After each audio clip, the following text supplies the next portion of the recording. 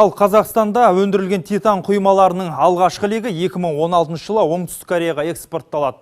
Посук титаниум зауыты Бәйтерек холдингінің еншілес ұйымы Қазақстанның Даму банкінің қаржылай қолдауымен өткен жылдың соңында іске қосылған. Зауыт өнімді халықаралық талапқа сай өндіреді. Ал бүгін кәсіпорын өндірістік бағыттағы алғашқы титан құймасын шығарды.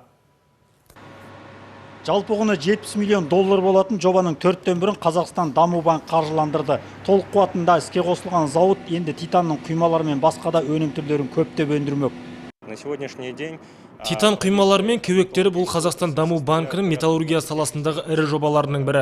Бұл біздің банкінің жалпы несиелік портфелінің 26%-ын құрайды. Шығыс Қазақстан облысында қаржылық қолдау бойынша 3 инвестициялық жоба және 3 экспорттық операцияға қатысамыз. Оның жалпы сомасы 121 миллиард теңге болады. Зауыт жылына титан құймалары мен өзге өнім түрлерінің 6000 тоннасын өндіреді. Поска кәсіпорнында құйылып жұқартылып жазылған титан кеме өндірісі мен энергетика саласы мен су шаруашылығындағы түрлі құбырларды жасауға да қолданылады.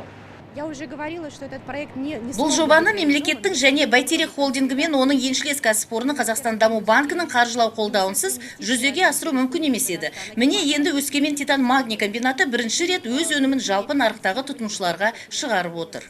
Коммерциялық бағыттағы алғашқы титан құймалар атом станциясын салуға Оңтүстік Кореяға экспортталады. Ол үшін Кореяның Поска компаниясы мен Қазақстан-Корей бірлескен Посук титаниум кәсіпорындары өзара меморандум бекітті. Ал отандық компания титан өнімдерін жаңа түрін пайдалана алады. Ол мұнай өндіру, химия өнеркәсібі мен өндіріс орындарындағы газды азайтуға қолданылмақ.